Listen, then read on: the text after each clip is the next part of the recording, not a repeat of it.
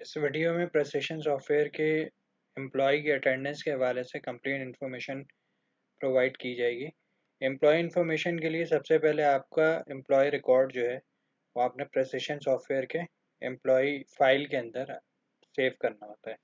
Employ file open करने के लिए आप HR के ड्रॉप डाउन मेन्यू में एम्प्लॉय फाइल को ओपन करते हैं तो इस तरह का फॉर्म आपके सामने अपेयर हो जाता है। Employ code software by default automatically generate करता रहता है। यहाँ मेरे इस एग्जांपल में मैंने एक एम्प्लॉय कोड मैन्युअली 57 नंबर पे सेव किया और उस पर एक नाम और डेटा जो है वो इंसर्ट किया और उसको सेव किया। अब एम्प्लॉय की अटेंडेंस लगाने के लिए आपको सबसे पहले HR के ड्रॉप डाउन मेन्यू में एम्प्लॉय का रोस्टर डिफाइन करना होगा। एम्प्लॉय रोस्टर बनाने के लिए जैसे आप एम्प्लॉय रोस्टर की विंडो को ओपन करेंगे जो कि HR के ड्रॉप डाउन मेन्यू में मौजूद है, तो रोस्टर मंथ सबसे पहले सेट करना होगा। मेरी इस एग्जांपल में मैंने अक्टूबर का महीने को रोस्टर मंथ सेलेक्ट किया है। उसके बाद मैं जो भी टीचर या जो भी एम्प्लॉई है उसको यहाँ पे सेलेक्ट करूँगा और सेलेक्ट करने के बाद उस महीने के जितने भी दिन हैं वो सारे रोस्टर के अंदर अपेयर हो जाएंगे। ये करने के बाद अगर मेरे एम्प्लॉय का टाइम जो है वो एक फिक्स टाइम है, यानी वो सुबह 8 बजे आता है और दिन के 1 बजे वापस चले आता है, ये टोटली एक एग्जाम्पल है। और आपके यहाँ जो भी आपकी प्रैक्टिस में टाइम होगा एम्प्लॉय का वही यहाँ पे सेट किया जाएगा। मैंने यहाँ एग्जाम्पल में 8 से 1 का टाइम दिया है और जैसे ही मैं टाइम इन और टाइम आउट सेट करूँगा तो मेरे पूरे कैलेंडर के अंदर 8 से 1 का टाइम जो है वो ऑटोमेटिकली सेट हो जाएगा। इस रोस्टर के अंदर आपको स्टेटस में W और O के दो वर्ड नज़र आ रहे हैं। ये जो अल्फ़ाबेट्स हैं W और O, W का मतलब यहाँ पे हमने वर्किंग से लिया है और O का मतलब हमारे पास यहाँ ऑफ डे से है। आप किसी भी ऑफ डे को वर्किंग डे में कन्वर्ट कर सकते हैं और किसी भी वर्किंग डे को ऑफ डे में कन्वर्ट कर सकते हैं। लेट सपोज अगर आपके पास कोई इवेंट आ जाता है, जैसे इस महीने के अंदर जो भी आपने सेलेक्ट किया उसमें अगर कोई छुट्टी आ जाती है तो आप W को डबल क्लिक करके O में कन्वर्ट कर सकते हैं और दोबारा W में भी इसको डबल क्लिक करने से कन्वर्ट किया जा सकता है। सैटरडे और संडे बाय डिफ़ॉल्ट रोस्टर के अंदर ऑफ डेज कंसीडर होते हैं, लेकिन अगर आपने सैटरडे को भी ऑन करना है या रैंडमली सैटरडे को ऑन करना है तो आप डबल क्लिक करके उसको ऑन कर सकते हैं, यानी वर्किंग डे में कन्वर्ट कर सकते हैं। अगर इस एग्जांपल में मैंने जैसे 5 अक्टूबर को W में कन्वर्ट किया तो ये W में कन्वर्ट हो गया, यानी अब ये एक वर्किंग डे है। लेकिन इसका टाइम मेरा 8 से 1 बजे का नहीं है, बल्कि ये कुछ और टाइम है। और अगर मैं सिर्फ इस पर्टिकुलर डे का टाइम चेंज करने आता हूँ तो मैं वो ऐसा भी कर सकता हूँ। मुझे सिर्फ करना ये है कि 8 के ऊपर जाके क्लिक करके कीबोर्ड पे एंटर का बटन प्रेस करना है। जैसे ही मैं ये काम करूँगा तो मेरे पास जो है वो क्लॉक ओपन हो जाएगी और मैंने इसको कर दिया 10 AM। अब मेरा जो टाइम है सैटरडे, सिर्फ एक सैटरडे के अंदर मेरा जो टाइम इन टाइम है वो इस एम्प्लॉय का दिन के 10 बजे और ऑफ टाइम 1 बजे। मैं ऑफ टाइम को भी इसी तरह सेम टेक्निक से चेंज कर सकता हूँ। अगर मैं एंटर का बटन प्रेस करूँगा तो ये ऑन हो जाएगा और मैं यहाँ आके इसको चेंज कर सकता हूँ। ये प्रैक्टिस आपने हर महीने तमाम एम्प्लॉयज़ के साथ इख्तियार करनी है। इसमें एक सवाल ये पैदा हो सकता है कि क्या हमें हर दफ़ा हर महीने तमाम एम्प्लॉय का रोस्टर सेट करना होगा? उसका जवाब हाँ में है, लेकिन उसके लिए एक आसानी ये पैदा की गई है सॉफ्टवेयर में कि आप जब एक दफ़ा एक एम्प्लॉय का रोस्टर या सारे एम्प्लॉयज़ का रोस्टर डिफाइन कर लेंगे तो उसके बाद आपका नेक्स्ट मंथ पूरा रोस्टर बनाने की आपको ज़रूरत नहीं है, बल्कि आप ट्रांसफ़र के मेथड से इस सारे रोस्टर को जो इस महीने आपने डिवाइस किया है उसको आप सारे को आगे फॉरवर्ड कन्वर्ट कर सकते हैं। उसमें सॉफ्टवेयर आपसे पूछेगा कि आपका रोस्टर मंथ क्या है, आप किस महीने में इसको ट्रांसफ़र करना चाहते हैं। क्या आप सारे एम्प्लॉयज़ को ट्रांसफ़र करना चाहते हैं या किसी सेलेक्टेड एम्प्लॉय को ट्रांसफ़र करना चाहते हैं। अगर आपने सेलेक्टेड एम्प्लॉय को पे क्लिक किया तो जो एम्प्लॉय इस वक्त यहाँ सेलेक्ट हुआ होगा सिर्फ उसका रोस्टर आगे ट्रांसफ़र होगा। अगर आपने ऑल एम्प्लॉयज़ पे क्लिक किया तो तमाम एम्प्लॉयज़ का डाटा जो है वो एक पर्टिकुलर मंथ से नेक्स्ट मंथ के अंदर चला जाएगा। इसमें ख्याल रखने वाली एक चीज़ ये है कि ये सीक्वेंस में एक्टिविटी परफॉर्म होनी चाहिए, यानी अगर आपने अक्टूबर का रोस्टर बनाया तो आप जब ट्रांसफ़र करेंगे तो यहाँ फर्स्ट रोस्टर जो मंथ होगा वो अक्टूबर होगा और ट्रांसफ़र जो होगा वो नवंबर के अंदर होगा। तो आप यहाँ पे नवंबर का मंथ सेलेक्ट कर लेंगे और जब आप ट्रांसफ़र और एम्प्लॉय करेंगे तो सारे रोस्टर जो है ऑटोमेटिकली नेक्स्ट मंथ में ट्रांसफ़र हो जाएंगे। मैं अगर इसको क्लिक करता हूँ तो वो मुझसे पूछेगा, मैंने क्योंकि ये रोस्टर ऑलरेडी सेव किया हुआ है, लेकिन मैं इसको अगर ओवरराइट करता हूँ तो पूरा रोस्टर जो है वो आगे ट्रांसफ़र हो जाएगा। ट्रांसफ़र के बटन में दोबारा क्लिक करने से विंडो बंद हो जाएगी। अब अगर मैं अपनी इस एग्जांपल में नवंबर के मंथ को चेक करूं तो यहाँ भी मेरा वही टाइम सेट हो चुका है जो कि मैंने पिछले महीने यानी अक्टूबर में सेट किया था। ये एक सिंपल तरीका है रोस्टर को डिफाइन करने का और ये सारे एम्प्लॉयज़ के लिए डिफाइन किया जाएगा। यहाँ पे टीचर का नाम, यहाँ पे उसका कोड जिस पे उसका डाटा एंटर हुआ हुआ है, यहाँ रोस्टर मंथ या टाइम इन और या टाइम आउट ये सेट किया जाएगा। एक दूसरा अटेंडेंस लगाने के लिए आपके पास कार्ड पंच की विंडो अवेलेबल होती है। जब आप किसी एम्प्लॉय का डाटा मैन्युअली सॉफ्टवेयर में एंटर करना चाहते हैं, यानी आप उसके अटेंडेंस पंच करना चाहते हैं और उसका कोड जैसे मेरी एग्जांपल में एम्प्लॉय का कोड 57 है और अगर कोई स्टूडेंट भी 57 है, तो यहाँ मैं मैन्युअली अटेंडेंस कैसे इंसर्ट या पंच करूँगा। उसके लिए तरीका ये कि यहाँ मैं अल्फ़ाबेट ई लिखूँगा और 57 एम्प्लॉय का नंबर लिखूँगा और एंटर करूँगा तो यहाँ मेरी एम्प्लॉय की अटेंडेंस लगेगी। आप यहाँ देखेंगे यहाँ पे कोड आ गया, यहाँ पे नेम आ गया, डेट, की एम्प्लॉय की डिटेल यहाँ पे अपेयर हो रही है। और अगर मैं खाली 57 लिख के एंटर करूँगा तो एक स्टूडेंट की अटेंडेंस जो है वो पंच होगी। एक ऑप्शन सॉफ्टवेयर के साथ और एक मज़ीद मौजूद है कि अगर आपके यहाँ बायोमेट्रिक मशीन्स का इस्तेमाल होता है या फेस रिकग्निशन मशीन का इस्तेमाल होता है, इनमें सबसे कुछ बहुत सारे पॉपुलर ब्रांड हैं। इनमें एक बहुत ही पॉपुलर ब्रांड है ZKT इको, जो कि मार्केट में इजीली अवेलेबल है, कॉस्ट इफेक्टिव है और ZKT इको की मशीन्स बहुत ज़्यादा इस्तेमाल की जाती हैं। इस एग्जांपल में हमने ZKT इको को ही बेस बनाया है और ZKT इको की मॉडल कोई भी हो सकता है, लेकिन उस मशीन का कोई भी मॉडल हो, उसका जो सॉफ्टवेयर होता है नॉर्मली वो एक होता है। इस मशीन का अपना एक सॉफ्टवेयर होता है। इस मशीन में डाटा कैसे इंसर्ट किया जाता है, बायोमेट्रिक जो आपके थंब इम्प्रेशन है वो कैसे सेव किया जाता है, वो एक सेपरेट इशू है और उसके लिए आपको ZKT इको का मैनुअल जो है वो स्टडी करना होगा, जिससे आपको ये पता चल जाएगा कि जो मशीन है उसके अंदर डाटा इंसर्ट कैसे होगा। लेकिन जैसे मेरे एग्जांपल में एम्प्लॉय नंबर 57 पे मैंने डाटा इंसर्ट किया हुआ है, तो जब मैं इस मशीन में इस एम्प्लॉय का डाटा डालूंगा तो मेरा जो एम्प्लॉय कोड होगा वो 57 ही होगा, वो फ़र्क नहीं होना चाहिए, यानी वो कोड सेम वही होगा जो कि सॉफ्टवेयर के अंदर ऑलरेडी इशू है। ये दोनों कोड आपस में मैच होने चाहिए। एम्प्लॉय कोड आपने इंसर्ट कर दिया और मशीन आपकी फंक्शनल हो गई।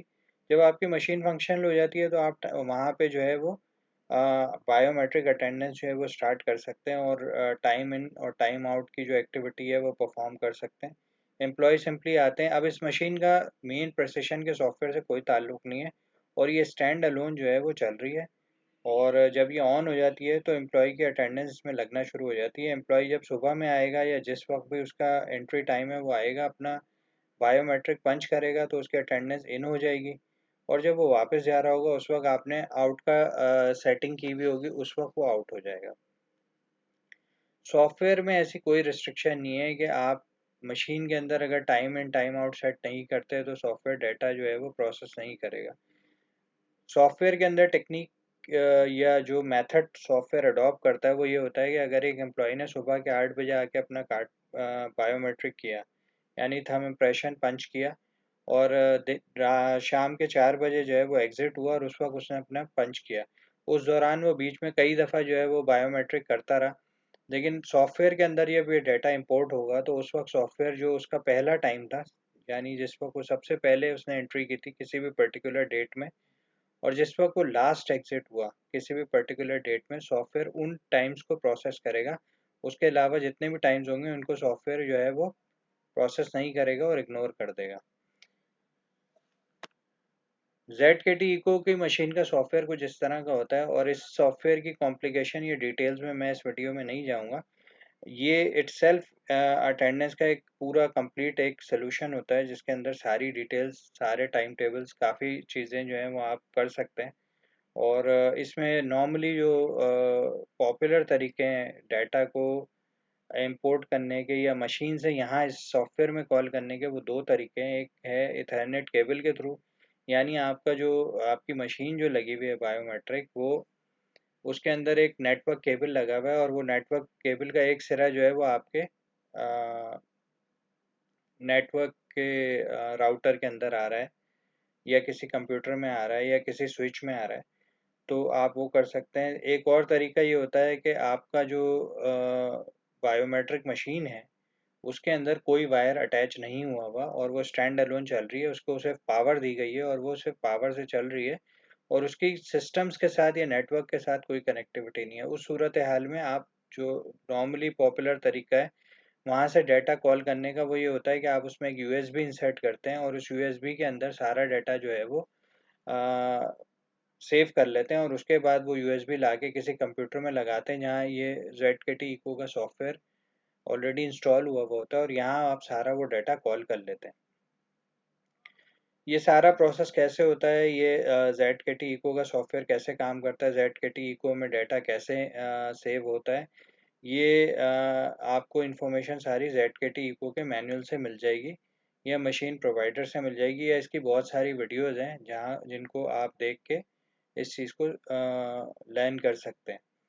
हमारे इस वीडियो के अंदर अभी इस हवाले से इंफॉर्मेशन जो है उसका ज़्यादा फोकस जो है वो प्रिसिशन सॉफ्टवेयर के साथ है। तो हम इसमें सिंपली ये करते हैं कि हमने एक टेस्ट केस जो यहाँ पे मैंने अभी अडॉप्ट किया है, उसमें मैंने एक एम्प्लॉय एंटर किया था मेन सॉफ्टवेयर में 57, और ये 57 एम्प्लॉय जो है वो अपना बायोमेट्रिक के अंदर डाटा जो है वो पंच करता रहा और उसका कुछ दिनों का डाटा या एक दो दिनों का डाटा जो है वो इस मशीन के सॉफ्टवेयर के अंदर मौजूद है। ये चेक करने के लिए कि उसने क्या पंच किए कार्ड और उसका क्या डाटा मौजूद है, मुझे सिंपली सिर्फ जाना होता है एसी लॉग्स के अंदर। आपने जब भी ये मशीन इंस्टॉल करनी है और जब ये सॉफ्टवेयर इंस्टॉल करेंगे बायोमेट्रिक का, आपने और कुछ भी अडॉप अगर नहीं भी कर रहे तो आप सिर्फ ये करेंगे एसी लॉग्स को खोलें। एसी लॉग जब आप खोलते हैं तो उसमें आपको सबसे ऊपर डिपार्टमेंट नेम, यहाँ आपका नॉर्मली आर कंपनी आएगा, नेम आप ऑल कर दें।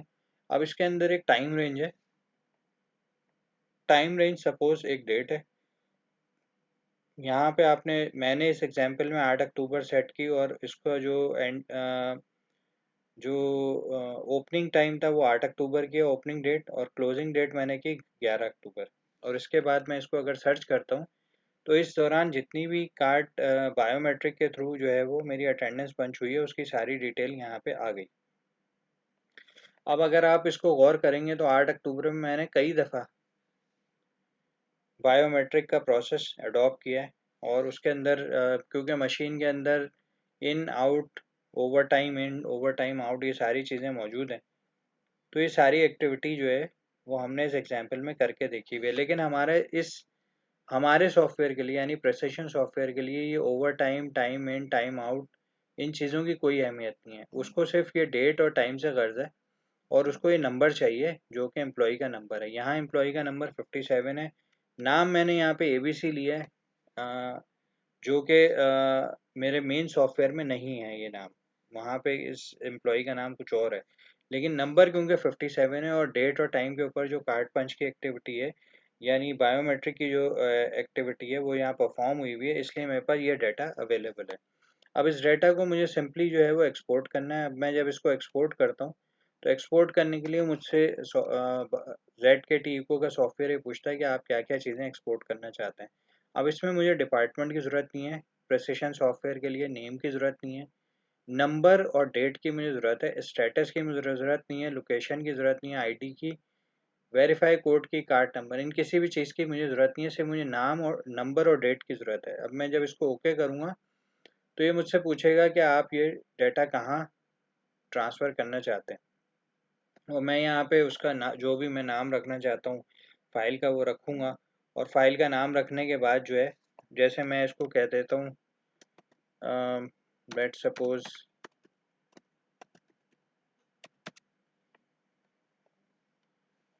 मैंने इसका नाम ये दे दिया और इसके बाद मैं इसको सेव करता हूँ। मुझसे लोकेशन पूछेगा सॉफ्टवेयर, जो भी मेरी डिज़ायर्ड लोकेशन है वहाँ पे मैं डाटा सेव करूँगा। सेव करने के बाद ये डाटा मेरा सेव हो गया और ये फाइल जो है पूरा डाटा एक्सपोर्ट हो चुका है। अब जहाँ पे एक्सपोर्ट हुआ था, अगर मैं यहाँ आ जाऊँ तो ये फाइल मेरी ऑलरेडी जो है वो एक्सपोर्ट होके यहाँ पे अवेलेबल है। जब मैं इसको खोलूँगा तो यहाँ मेरे पास डाटा अवेलेबल होगा। एम्प्लॉय नंबर 57 का टाइम इन एंड आउट का जो डाटा है वो यहाँ अवेलेबल है। अब यहाँ आपको कहीं भी इस एग्जाम्पल में टाइम इन की, इसमें इन कौन सा टाइम है, आउट कौन सा टाइम है, ये पता नहीं चल रहा। और सॉफ्टवेयर, प्रिसिशन सॉफ्टवेयर को इसकी ज़रूरत भी नहीं है। प्रिसिशन सॉफ्टवेयर सिर्फ ये देखेगा कि 8 अक्टूबर को पहली दफ़ा जो कार्ड पंच किया गया है वो 4:13 पे किया गया, और आखिरी दफ़ा जो कार्ड पंच किया गया वो 7 बजे पंच किया गया। इसका मतलब है कि 4, 13 और 7 का जो टाइम है, ये पहला जो टाइम था वो टाइम इन था, और आखिरी जो टाइम है वो टाइम आउट है सॉफ्टवेयर के हिसाब से। अब इस फाइल को मुझे कॉल करना होगा प्रिसिशन के सॉफ्टवेयर में। प्रिसिशन के सॉफ्टवेयर में कॉल करने के लिए हमें इस फाइल में थोड़ी सी मॉडिफिकेशन करनी होंगी। उसमें नंबर वन मॉडिफिकेशन ये है कि मैं जो मेरी जो रो नंबर 1 है, यानी यहाँ पे नंबर और डेट टाइम का वर्ड लिखा हुआ है, मैं इसको यहाँ से डिलीट कर दूंगा। डिलीट करने के बाद मैं इस फाइल को सेव करवाऊंगा और मैं इसको कराऊंगा सेव एज। जब मैं इसको सेव एज कराऊंगा तो इस फाइल का मुझे फॉर्मेट नज़र आएगा कि ये इस वक्त सेव हुई हुई है एक्सेल 97 2003 के फॉर्मेट में। मैं इसको यहाँ से चेंज करके CSV फॉर्मेट के अंदर कन्वर्ट करूँगा। CSV फॉर्मेट, प्रिसिशन सॉफ्टवेयर जो है वो सिर्फ CSV फॉर्मेट को ही एक्सेप्ट करेगा, इसके अलावा और किसी फॉर्मेट को वो एक्सेप्ट नहीं करेगा। आप CSV फॉर्मेट यहाँ पे क्लिक करेंगे और इस फाइल को सेव कर लेंगे। अब सेव करने के बाद आपको ये फाइल नोटिफिकेशन देगी, आप उसको यस करके आगे बढ़ जाएंगे। आप इसको फाइल को बंद करेंगे तब भी वो आपसे पूछेगा कि आप चेंजेस सेव करना चाहते हैं। आप सेव कर दें और एक दफ़ा इसको दोबारा सेव कर दें, और जब ये रिप्लेस हो जाएगी, सारे जो आपके पॉपअप्स आ रहे हैं, आप जब उनको ओके करके आगे बढ़ जाएंगे तो अब यहाँ पे अगर आप देखेंगे तो ये जो मेरी अभी फाइल है अटेंडेंस 1 जो है वो मेरी जो है वो दो फॉर्मेट्स के अंदर आ रही है, और इसमें मेरे काम का जो फॉर्मेट है जो प्रिसिशन सॉफ्टवेयर के लिए मुझे रिक्वायर्ड है वो कॉमा सेपरेटेड वैल्यू वाला फॉर्मेट है। अब मैं प्रिसिशन सॉफ्टवेयर में वापस आ जाऊंगा। प्रिसिशन सॉफ्टवेयर में रोस्टर हम देख चुके हैं, एम्प्लॉय की फ़ाइल हम देख चुके हैं। ये अटेंडेंस यहाँ कॉल कैसे होगी, जो कि बायोमेट्रिक की हमने एक्सपोर्ट की है, इसके लिए हमें कार्ड पंच की विंडो खोलनी होगी। कार्ड पंच की विंडो जब आप ओपन करेंगे तो यहाँ पे आपको एक फीचर नज़र आएगा लोड फाइल का। लोड फाइल पे आप क्लिक करेंगे और लोड फाइल जब आपके पास खुलेगी तो इसके अंदर आप क्लिक कर देंगे फॉर एम्प्लॉयज़। फॉर एम्प्लॉयज़ के बाद आप ओपन करेंगे वो फाइल जो आप यहाँ कॉल करना चाहते हैं।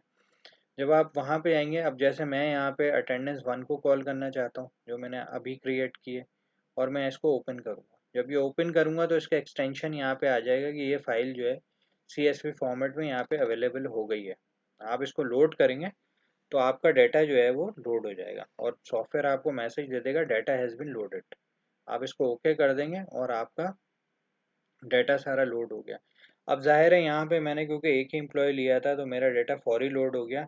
हो सकता है अगर आपके पास ज़्यादा एम्प्लॉयज़ हों तो ये डाटा लोड होने में सॉफ्टवेयर कुछ मिनट्स या कुछ सेकंड्स ले। ये पता कैसे चलेगा कि ये डाटा लोड हो गया कि नहीं हुआ? हम HR के अंदर जाएंगे और इसके अंदर अटेंडेंस डिटेल को ओपन करेंगे।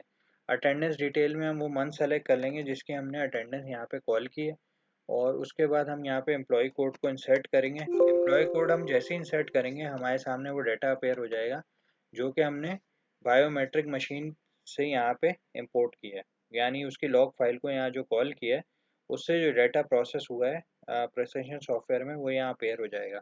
अब जैसे मेरी एग्जांपल में 4:13 में 8 तारीख को पहली अटेंडेंस लगी थी और 7 बजे आखिरी अटेंडेंस लगी थी, इसलिए सिस्टम ने उसको, प्रिसिशन सॉफ्टवेयर ने 4:13 जो है उसको ओपनिंग टाइम लिया और 7 बजे उसका एग्जिट का टाइम लिया है। इसी तरह 11 तारीख को मेरी 8:54 AM के ऊपर पहली अटेंडेंस लगी थी और 10:30 पे दूसरी लगी, तो उसने फर्स्ट इन और लास्ट आउट को जो है वो कंसिडर करके मेरी अटेंडेंस कॉल कर ली और मुझे ये कह दिया है कि 2 दिन में जो है वो ये एम्प्लॉय जो है प्रेजेंट है 23 दिन में से, और 23 दिन वो हैं जो कि रोस्टर के डेज हैं। इस तरह आपकी अटेंडेंस पूरी प्रोसेस हो जाएगी। अब अगर आप अपने HR के अंदर जो है वो पेरोल की तरफ जाना चाहते हैं तो आपकी अटेंडेंस वहाँ पे पूरी तरह वर्केबल है और आप इसको आगे फर्दर प्रोसीड कर सकते हैं।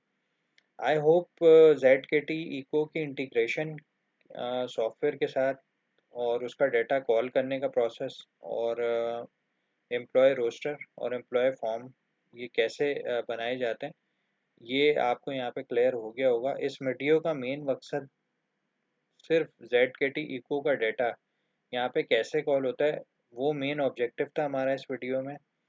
लेकिन इसके साथ साथ हमने एम्प्लॉय के रोस्टर को भी कवर किया है, और इसके अलावा हमने एम्प्लॉय की फ़ाइल को भी एक हद तक कवर किया है। एम्प्लॉय की फ़ाइल के दो तरीके हैं सॉफ्टवेयर में, और वो दो तरीके जो हैं वो पेरोल ऑप्शन से आपको पता चलते हैं। जब आप पेरोल ऑप्शंस खोलते हैं तो यहाँ पे आपको जो है वो स्टैंडर्ड और एडवांस नज़र आता है। अब एडवांस का जो पर्पज़ है वो डिफरेंट है थोड़ा सा, और स्टैंडर्ड से एक दूसरा पेरोल फॉलो होता है। क्योंकि इस वीडियो में हम पेरोल को डिस्कस नहीं कर रहे, इसलिए इसके डिटेल में मैं इस वक्त नहीं जाऊँगा।